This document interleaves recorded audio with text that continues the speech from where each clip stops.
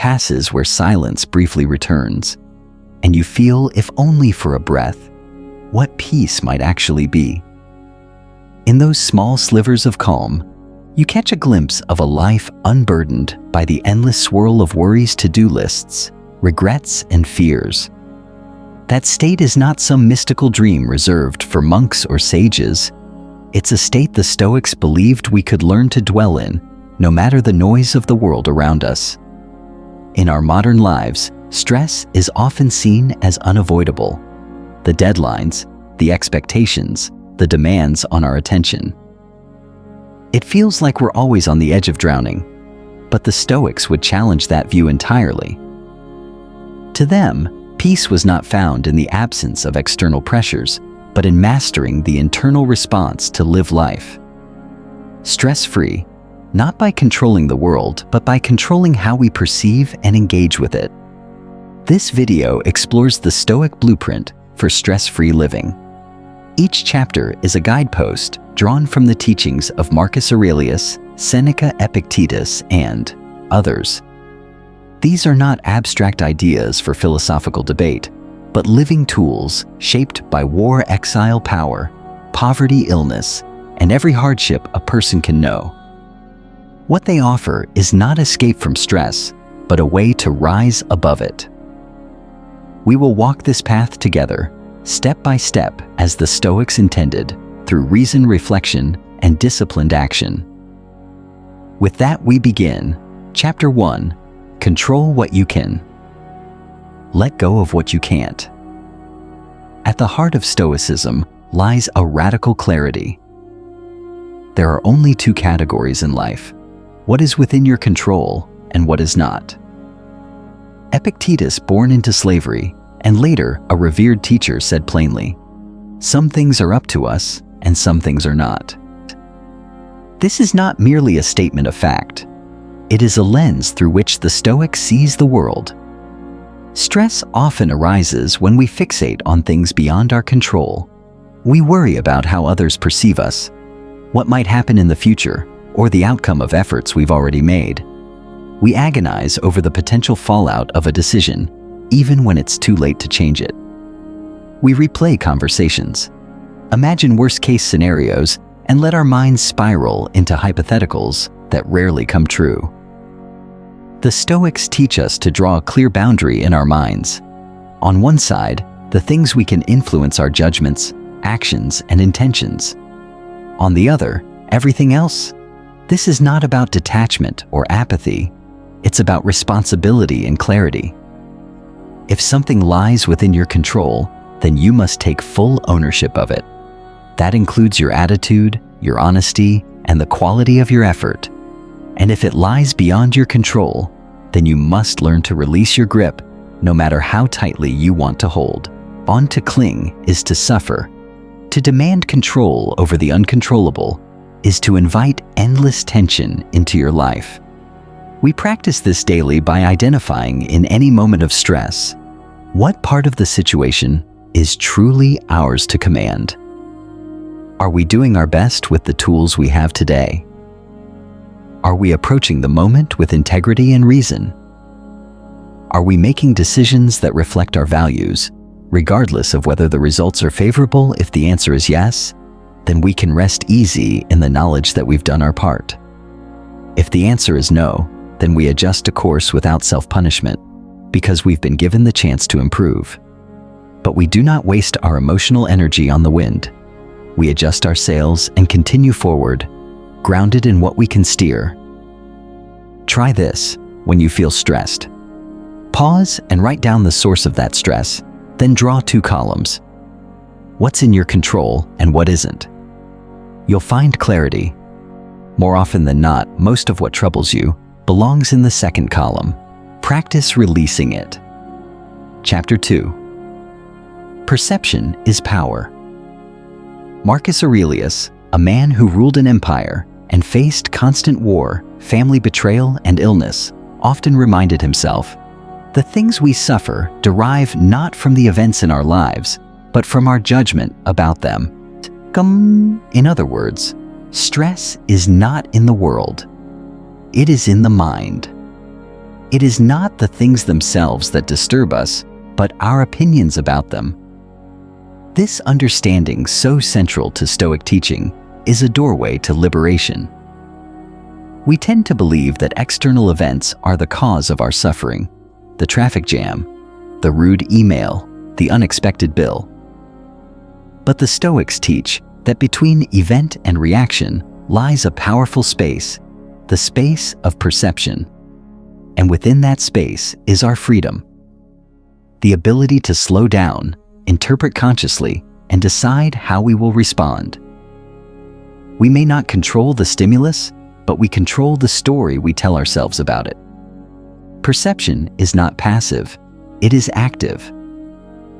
You choose what story to tell yourself about what happens to you. A setback can be an excuse to despair or a lesson in resilience. A betrayal can be a wound or a test of your character. Every experience is neutral until our minds give it meaning.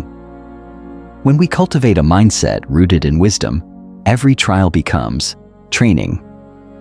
Every difficulty becomes a chance to demonstrate inner strength. This doesn't mean we deny reality.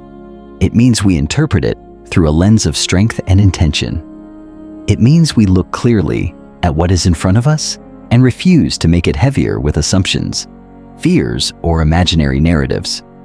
We acknowledge what's painful, but we don't let pain become suffering. We recognize hardship, but we don't compound it with unhelpful interpretation. When we train ourselves to reframe difficulties as opportunities, when we deliberately choose empowering meaning, we begin to short-circuit the spiral of stress. We replace panic with perspective. We stop being passive consumers of our experiences and become conscious architects of how we live them. This is not simply about being positive. It's about choosing a perspective that empowers action, clarity, and peace regardless of what life throws at us. The power of perception lies in awareness. It's not something that just appears one day. It's something we must build with practice. When we notice our automatic reactions, we give ourselves the ability to pause. That pause is where we reclaim sovereignty over our own mind. The more you practice, the faster you catch the stories. Your mind spins, and the easier it becomes to rewrite them into something that serves rather than sabotages. It's a skill, and like any skill, it gets sharper the more we use it. The moments where we pause, reflect, and ask, "Is this how I want to see it?" are the moments where we reclaim our peace, our power, and our presence. This simple act of inquiry transforms perception into a tool of resilience.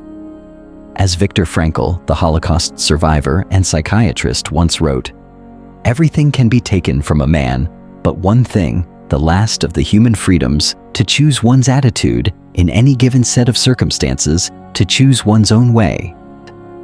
This profound insight echoes the Stoic idea of inner freedom. No matter what external chaos surrounds us, we still retain the ultimate power to choose how we respond. Frankl's words serve as both a testament and a torch, lighting the path toward freedom through the darkest experiences imaginable. He endured unimaginable loss and suffering, yet still uncovered the ability to choose meaning, to act with dignity, to hold fast to his humanity. In choosing our interpretation, we shape our inner world, and in shaping our inner world, we learn to live beyond stress. This is not philosophy as abstraction, it is philosophy as survival. It is a call to remember always that the mind rightly trained is the refuge that no storm can destroy. Next time you feel overwhelmed, pause and ask, "What story am I telling myself right now?" Then rewrite that story from a position of strength, not delusion. Strength. How is this challenge an opportunity to grow? Chapter 3, Live According to Nature to the Stoics. Living according to nature wasn't about hugging trees or returning to a primitive state. It was about aligning yourself with the nature of things, particularly your own nature as a rational being. Stress often arises when we live in conflict with ourselves, when we violate our own values, or when we resist the reality of how things are. Nature is not chaotic. It has order. The seasons change, the sun rises, the body ages. Acceptance of this order is the beginning of peace. We suffer when we expect the world to conform to our wishes instead of adjusting ourselves to the flow of life. Your nature as a human being includes reason, social cooperation, and virtue. To live in alignment with this nature is to live with clarity and strength. When you act against it, when you deceive, avoid responsibility, or indulge in constant distraction, you invite stress into your life. Seneca put it this way: "We suffer more in imagination than in reality." This single line captures a massive portion of human anguish, the silent storms we invent in our heads. Often the scenarios that unravel us never actually occur. It is not the present moment that brings distress, but the anticipated fear of what might come or the invented tragedy of what could have been. These imagined sufferings weigh heavily on us, but they are ghosts with no real form. We suffer too because we fight what simply is. We resist change, delay acceptance, and demand a reality that bends to our personal expectations. We want the world to operate by our timeline, our terms, and our ideals. When it doesn't, we experience frustration, not because the world is wrong, but because our expectations are misplaced. Yet life continues on its course, indifferent to our resistance. The more we struggle against what is, the more we exhaust ourselves trying to fight the tide instead of learning how to float with it. The Stoic path offers another way: alignment. This doesn't mean agreement with every circumstance, nor does it mean passive resignation. It means a courageous surrender to the truth of what is, and a consistent return to what is, in our power to shape our thoughts, our values, our actions. When your actions reflect your deepest values, when you do what is right, not because of reward or punishment, but because it is your nature, your life becomes simpler, clearer, and freer from the friction that breeds inner turmoil. The daily chaos loses its grip, and you begin to experience a rare internal order. You're no longer tossed around by the expectations of others or the unpredictability of fortune. Their opinions no longer shake you, and the ever-changing external world feels less like a threat and more like a setting for your growth. Instead, you stand firm in a quiet certainty, knowing your character is intact, your intentions are clean, and your heart is aligned with your principles. When your mindset reflects the reality of the world, its impermanence, its unpredictability, its beauty and tragedy, you begin to experience true freedom. You stop needing the world to be easy and instead become someone who is ready. You stop seeking peace from external calm and instead cultivate peace that is self-generated and self-sustained. Life becomes less about control and more about composure, less about getting your way and more about finding your way through anything.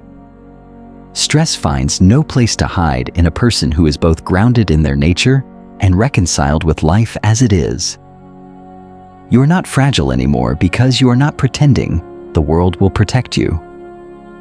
You are preparing yourself to withstand it, to navigate it, and to find joy even within it. In this harmony, you do not escape the storm. You become unmoved by it. You do not outrun the chaos. You become the stillness within it. You do not fight every wave. You learn how to float, how to swim, how to breathe even underwater. That is the freedom Stoicism points toward. Not immunity from hardship, but invincibility within it. Not a life of comfort, but a mind fortified against the discomforts that will inevitably come. It is this transformation from reaction to resilience, from expectation to equanimity, that defines the Stoic's greatest strength: peace that nothing can steal. Reflect on the last time you felt deep stress. Was it because of a conflict with your own values? A refusal to accept something outside your control? Write about it. Then ask, what would it mean to live according to nature in this situation? Chapter 4. Practice voluntary discomfort.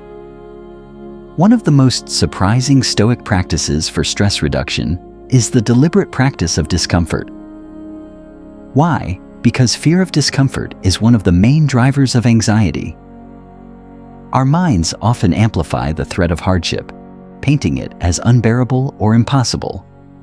When we fear what might happen, we stress ourselves into paralysis. But when we train ourselves to befriend discomfort, to walk straight into it on our own terms, fear begins to lose its grip. The imagined monsters lose their power when we willingly sit beside them. Seneca recommended going without luxuries from time to time, not to punish himself, but to remind himself that he could survive it. Once you know you can handle hardship, its power over you fades. You stop living in dread of what might go wrong because you've tasted it and found that it didn't break you. In fact, you became stronger for it. This doesn't mean seeking suffering for its own sake. It means proving to yourself that comfort is not your master, that you can withstand and grow through the harsh, the rough, the unpredictable. In a modern world of convenience, we are rarely forced to test our resilience. But voluntary discomfort is a kind of inoculation. It prepares us for life's uncertainties by building mental toughness. It builds confidence. It tells your nervous system, I have faced worse and endured. And more than that, it tells your soul that you are capable of choosing difficulty over ease when virtue demands it. This is a kind of training that modern life often neglects, choosing effort, simplicity, and temporary hardship to strengthen the mind and clarify what truly matters. This practice also exposes our dependencies on comfort, on praise, on control. We begin to see how much of our peace is tethered to things going our way, to people liking us, to circumstances remaining predictable.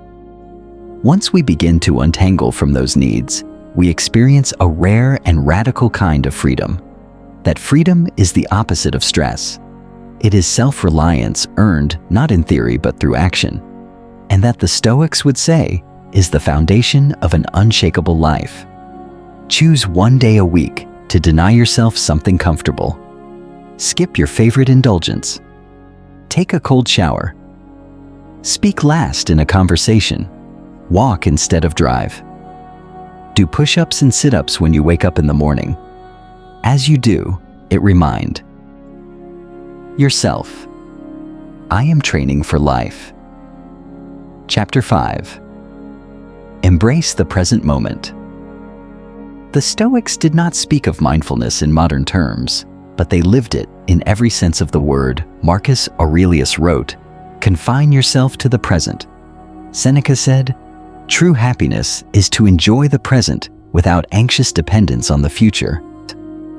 These teachings reveal that presence of mind is not a modern invention, but an ancient practice rooted in simplicity, awareness, and intention. It is the deliberate act of being awake to your own life while it's happening, not after the fact or in anticipation of what may never occur. Stress loves to live in two places, the past and the future. We ruminate on what went wrong, dissecting every misstep or mistake with a harsh inner critic. We replay conversations, overanalyze decisions, and try to reverse what cannot be undone. Or we catastrophize what might go wrong, imagining scenarios that rarely unfold as we fear.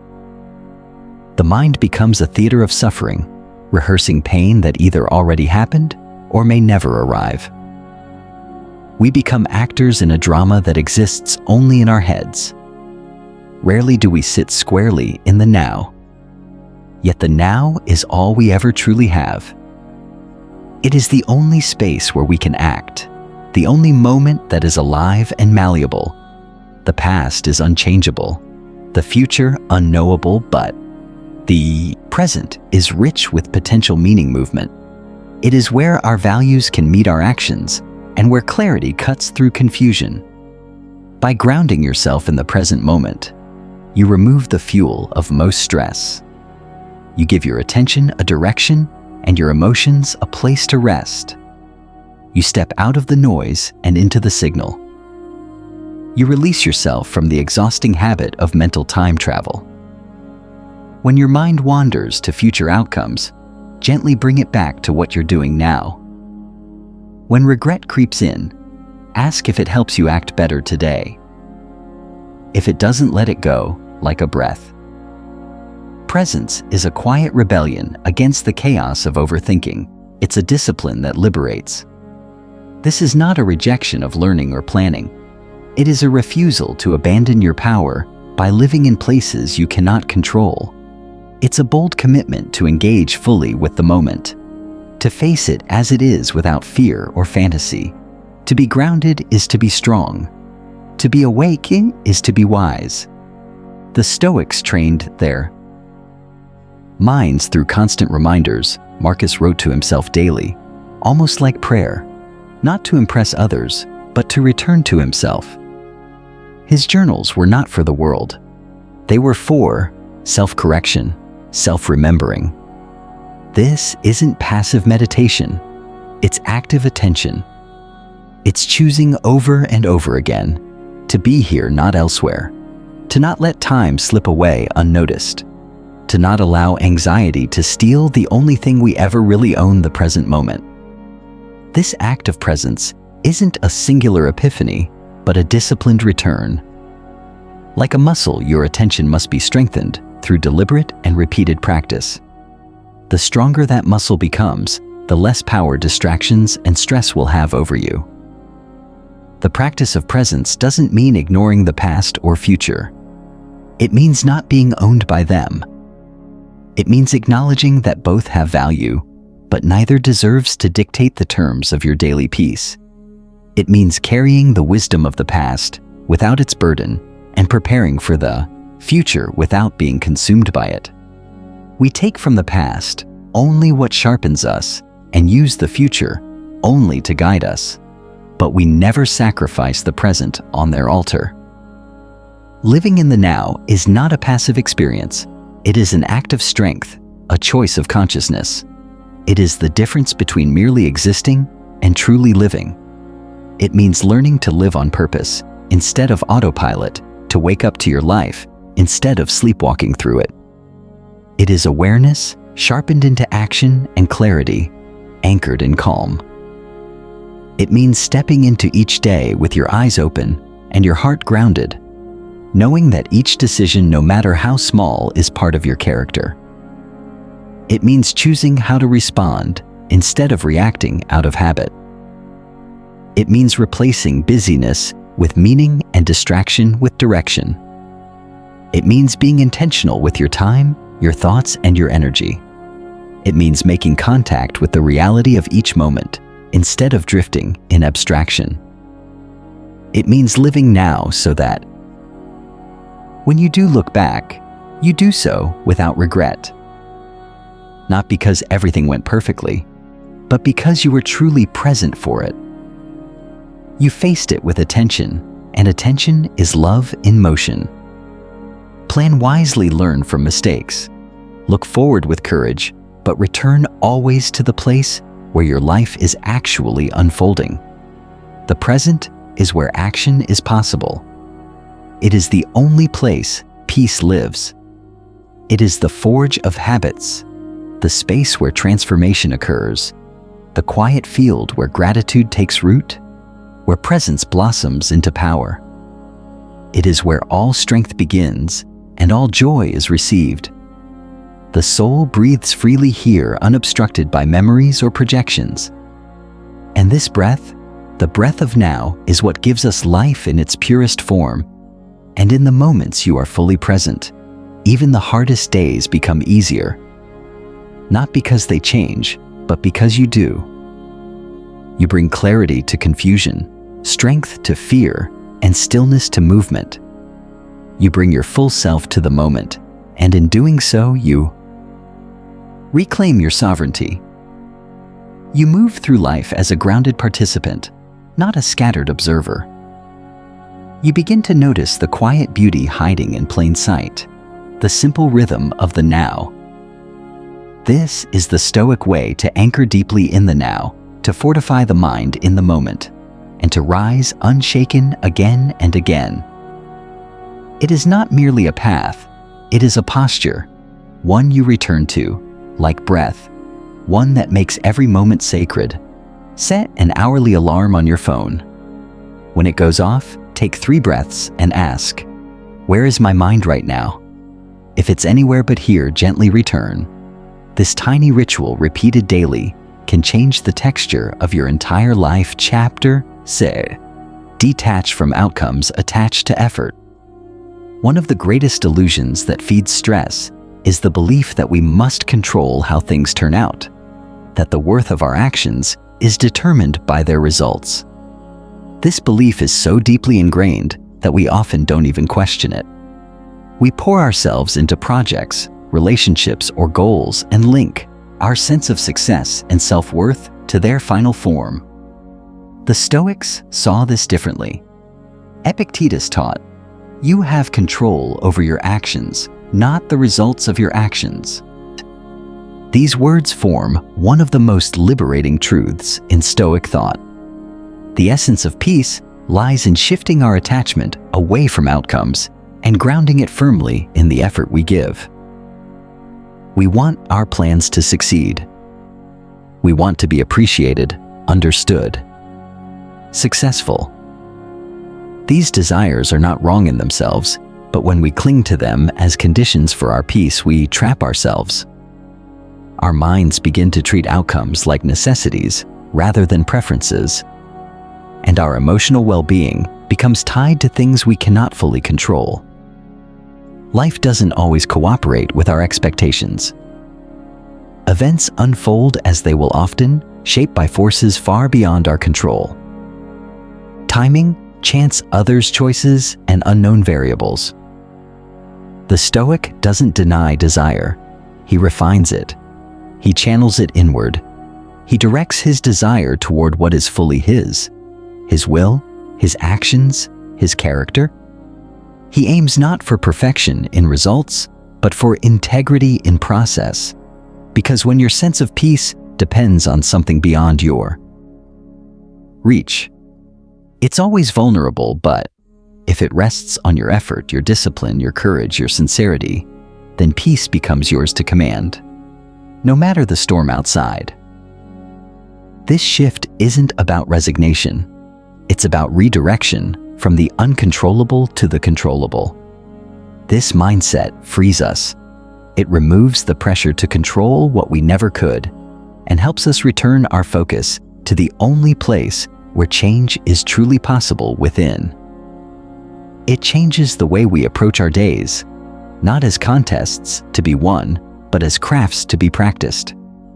It removes the need to manipulate every variable or stress over every detail. You no longer base your value on metrics or milestones alone. You measure it by alignment with what is right and what is honest. You begin to trust that a good life isn't measured by outcomes, but by the consistency of character. You trade perfectionism for progress and approval for authenticity. It allows us to ask, am I showing up fully? Am I doing what's right, not just what's profitable or popular? Am I acting in alignment with my values, even if the outcome is uncertain? These are the questions that lead to a stress-free life. Not the endless pursuit of control, but the quiet confidence of purpose, the ability to act with excellence and release the rest, the choice to build your peace on your actions, not external applause. Detach from outcomes. Attach to effort. Make the doing your reward.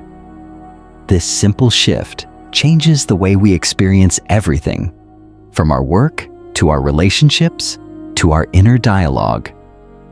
When we learn to find fulfillment in the process itself, we no longer rely on results to feel worthy. We begin to experience peace not as a fleeting moment, earned by success, but as a steady state cultivated by intention. Find joy in the process, even if it's quiet and unseen. Let the care you bring to the task, the presence you hold in the action, be enough. The world might not notice the discipline you practiced or the courage you summoned, but you will. And that awareness is a powerful reward in itself. Celebrate the fact that you had the courage to act when others hesitated. Recognize that stepping forward, even into uncertainty, is a triumph of character. You resisted the pull of paralysis, the temptation of comfort, and instead chose participation. Take pride not just in what you accomplished, but in how you carried yourself. Your steadiness, your integrity, your patience, your willingness to try. These traits are not dependent on any external applause. They are evidence of your personal alignment, your inner truth in motion. In this way, even setbacks become victories because you remained true. You honored your values even when the outcome didn't reward you. You stayed steady in your effort even when recognition didn't follow. You chose character over comfort, and in doing so, you chose peace over pressure. This kind of peace isn't fragile. It doesn't crack under failure or vanish with disappointment. It's earned anchored in self-respect, and in a world that constantly tempts us to chase validation. That choice is one of the rarest and most powerful freedoms we have. It's a quiet kind of strength that carries you through the noise and lets you walk your path with calm certainty and quiet pride. Pick one task today, an email, a conversation, a creative project, and give it your full, undistracted effort. Don't rush. Don't check for results. Simply act with care at the end. Instead of asking, "How did it turn out?" ask, "Did I show up with excellence?" Let that be your peace. Chapter 7: The Wisdom of Enough. In a world that celebrates excess, constant growth, and never-ending ambition, it can feel radical, even countercultural to say, "This is enough." Yet this is exactly what the Stoics encourage us to examine. Seneca warned that it is not the man who has too little, but the man who craves more that is poor. Peace does not come from abundance. It comes from clarity, knowing what truly matters and releasing the need for more when what you have already sustains you. We are conditioned to chase more money, more recognition, more achievement. From a young age, we are taught that progress is measured in accumulation.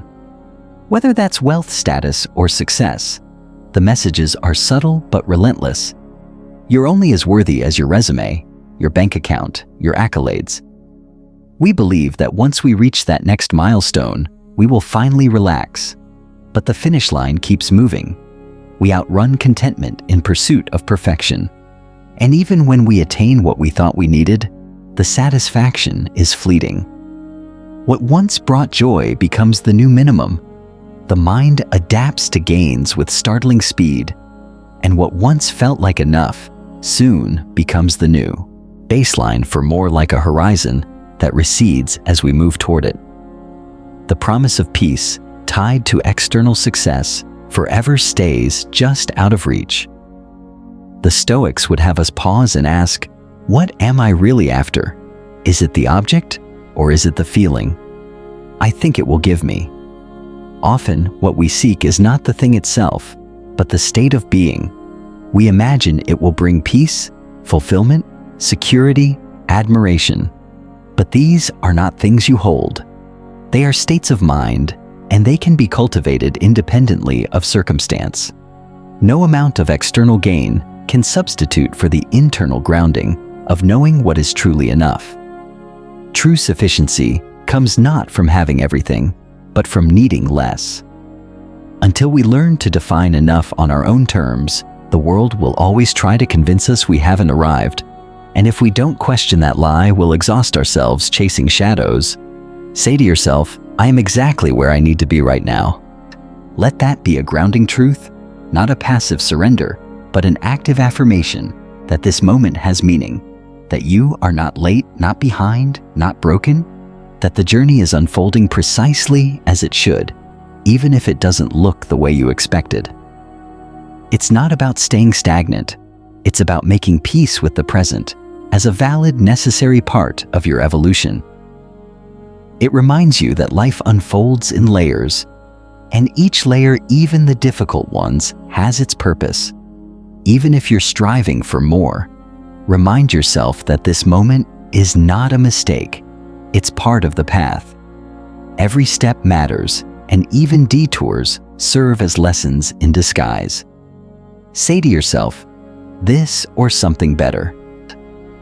These words carry hope without pressure, presence without passivity. They speak to trust in the unfolding of life, not as blind optimism, but as a reasoned faith that aligns with your effort and your values. They remind you that your current experience is not the ceiling. It is either your landing place or a launch pad.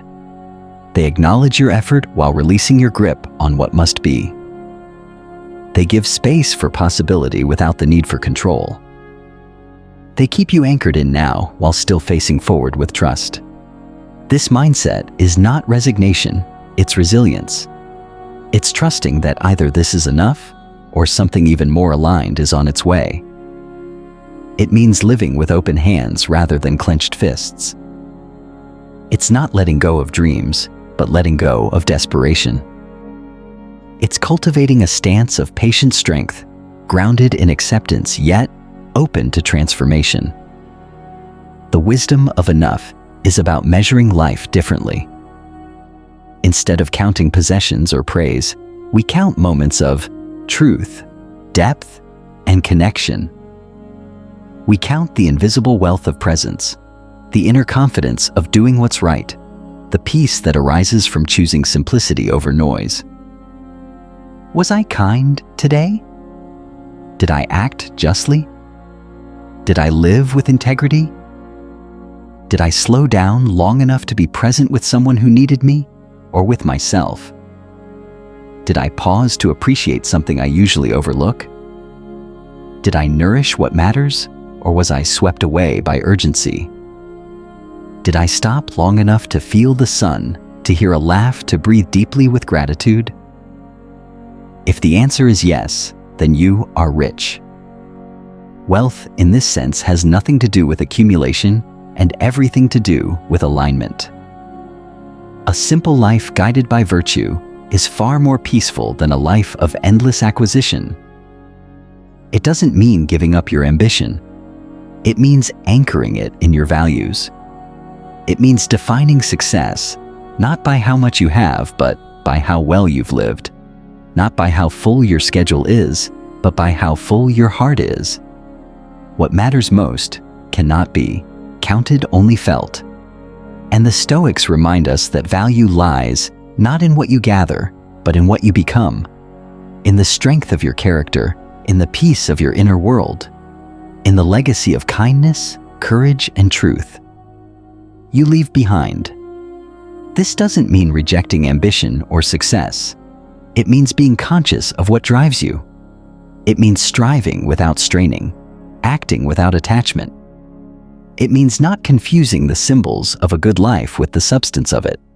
A bigger house, a fancier title, or a full calendar are not inherently meaningful. They only gain meaning if they serve your growth, your service, and your truth. When you embrace the wisdom of enough, you reclaim your time, your energy, and your sense of worth. From the endless race, you begin to move through the world with a sense of sufficiency, knowing that what you give matters more than what you get. You learn to give generously without depleting yourself, to rest without guilt, and to pursue excellence without anxiety. You create space for joy to emerge, not as a destination, but as a companion along the journey. You stop waiting for the life to deliver peace and start becoming the kind of person who carries it within. And from that place, you create not just a quieter mind, but a richer life. One that is built not just for appearance, but for meaning. not just for speed, but for depth, not just for now, but for the long road of peace. A peace earned not through possession, but through perspective. A life that is not only well lived, but wisely lived. At the end of your day, ask yourself, what was enough for me today? Was there a moment where I felt truly content? Even briefly, write it down.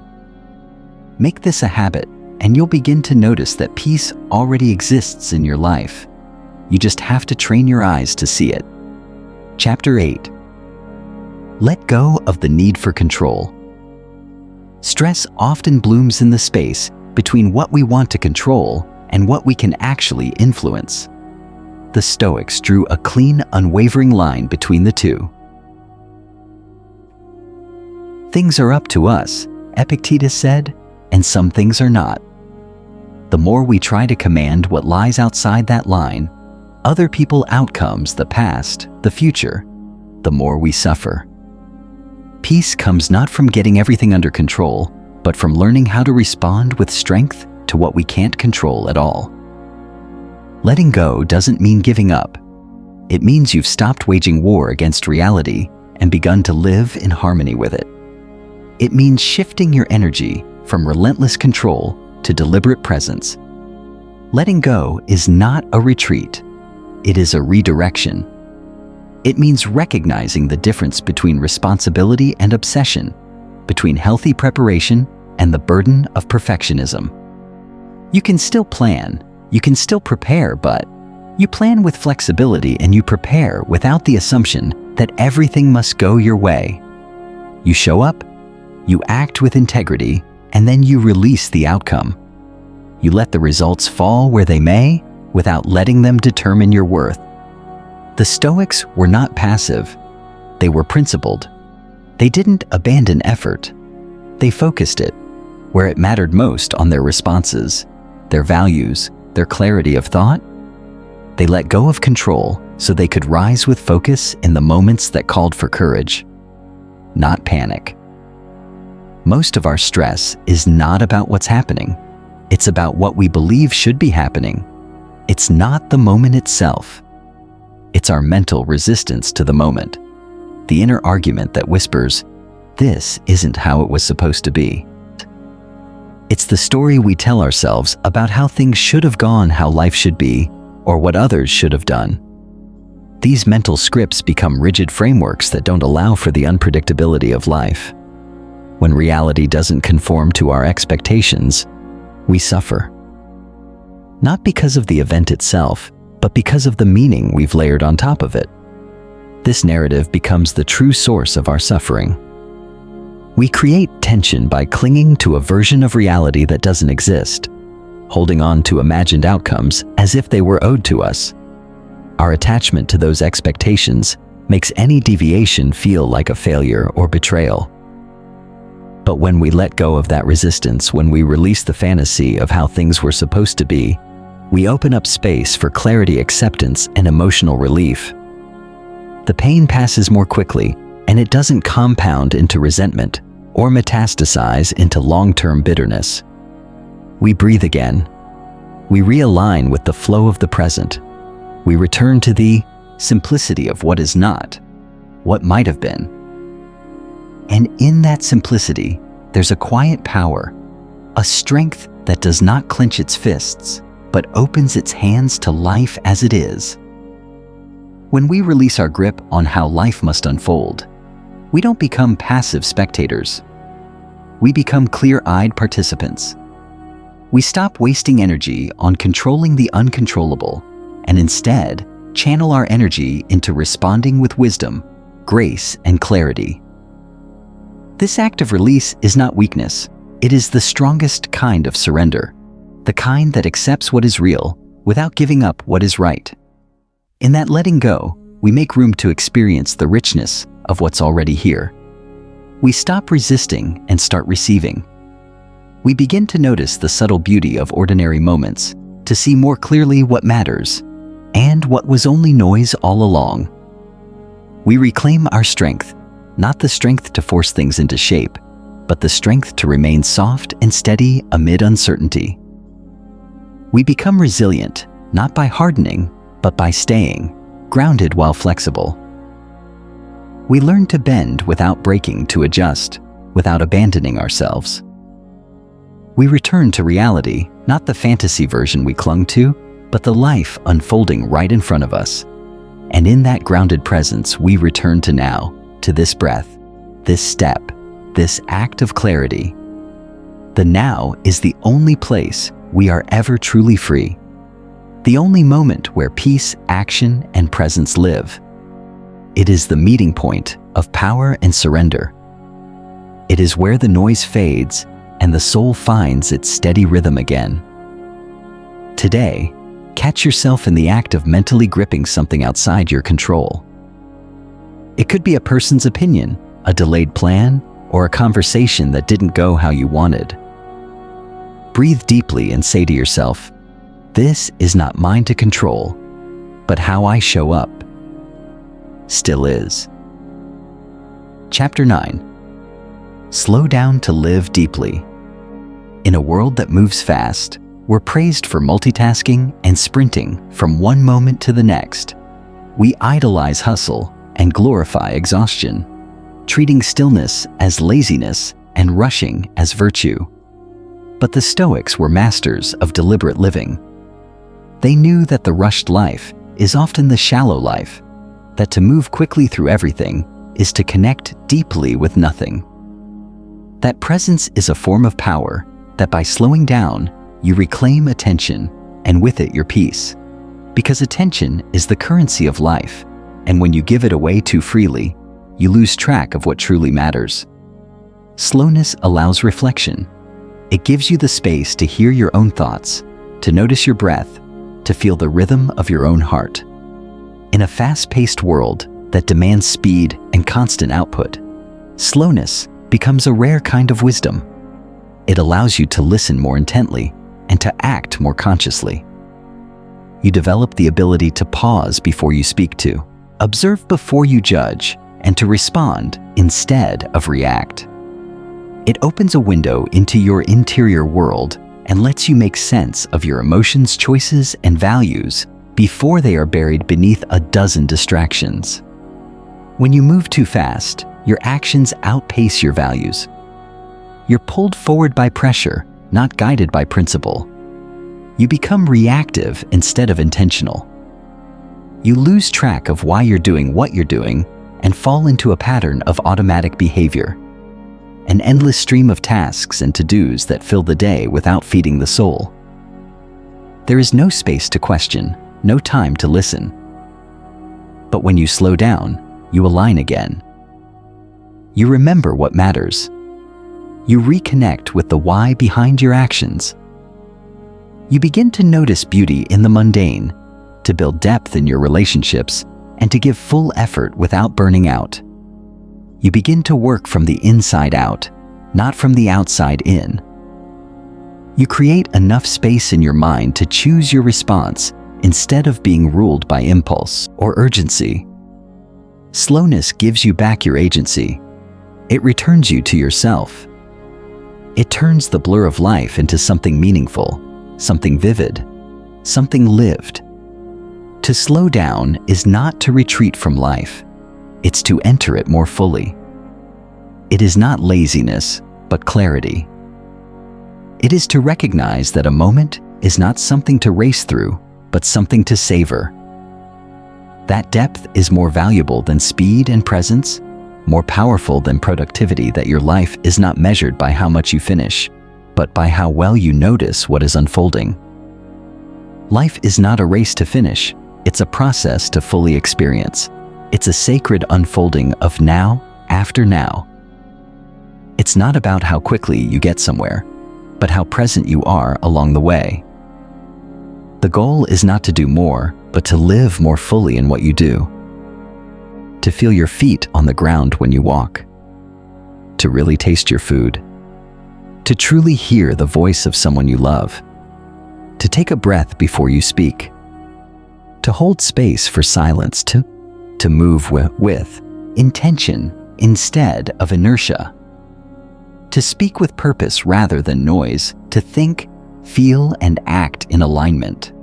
To see your life not as a blur, but as a mosaic, each moment a tile placed with care. To be in your life rather than racing through it. In slowness we find space, and in space we rediscover peace. Not a peace given to us, but one we cultivate with every mindful step. It is in slowness that your life becomes your own again. Block off just 10 minutes today to do one task slowly. Eat slowly. Walk slowly. Speak slowly. Let that one act be a signal to your nervous system. You are not behind. There is nowhere more important than this moment. Chapter 10. Peace is a practice, not a place. The greatest myth about peace is that it's something you find, something you stumble upon when circumstances align, or when everything outside of you finally settles down. The Stoics knew better.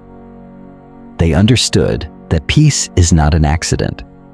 It is a product. It is built moment by moment by the quality of your attention, the nature of your thoughts, and the integrity of your actions. Peace is not a destination, it's a discipline, a cultivated state of being. It is not dependent on the world calming down, but on you rising up calm within it. It is a choice you make again and again, especially when chaos knocks on your door. True peace is not passive or fragile. It is forged in difficulty, shaped by the fires of discomfort, and preserved by practice. You don't wait for peace to arrive like a guest at your doorstep. You train for it. You earn it. You protect it. You nurture it in the quiet spaces where no one is watching. You strengthen it the same way you build a muscle with daily repetition, mindful awareness, and the courage to let go of what weighs you down. You maintain it, not through perfection, but through recovery, through the act of returning again and again to what steadies you. It grows each time you choose reflection over reaction, action over avoidance, understanding over assumption. Each time you step away from the need to control the urge to compare or the habit of overthinking, you water the seed of peace within you. Peace is cumulative. It gathers strength with every honest breath, every chosen pause, every graceful surrender. Every moment becomes a chance to build your resilience, your presence, and your wisdom. Living a stress-free life does not mean you will never feel overwhelmed again. It does not mean you are immune to hardship or untouched by moments of fear, sadness, or doubt. It means you gain the tools to navigate overwhelm without being consumed by it. It means you develop the strength to return to yourself even after the world has shaken you. The Stoics never promised a life free of adversity. They promised a path to meet it well. They offered a compass, not a shield. A path to walk upright through the storm, not to avoid it entirely. They taught us to face chaos with clarity, to greet hardship with wisdom, and to respond to pain with purpose. Living a stress-free life means you learn to return, to pause, to breathe, to listen, to soften into awareness, instead of hardening into resistance. You learn to recalibrate when you lose your footing, to come back to the present, when your mind begins to drift, and to reset your posture. When your principles feel shaken, you train your mind to remember who you are when the noise is loud and your thoughts begin to scatter. You remind yourself of your values, of your virtues, of your center. You begin to build a life of principles, not just preferences, because preferences will flee in the face of pressure, but principles will guide you through it. You build inner architecture, foundations of courage, stillness, patience, and integrity. Values and virtues that hold you upright when everything else trembles. This structure is invisible, but it is the strongest thing you carry. You learn to live from a center that is not moved by passing waves. You become the still point in a spinning world. You stop looking for the storm to stop and instead become the eye of the storm yourself. And from that life layered with clarity, simplicity, humility, and courage, peace becomes your natural state. Not a moment you hope for, but a way you walk. Not a gift given by chance, but a legacy built by will. Not a reward at the end, but a companion along the way. Not a temporary relief, but a home you carry within you. Wherever you go, a deep, enduring home woven with silence, presence, strength, and light. Make a peace ritual, something small you do every day that reminds you of what matters. A walk, a paragraph from a Stoic book, a deep breath before speaking. Keep it simple, but keep it sacred. Let it anchor you again and again.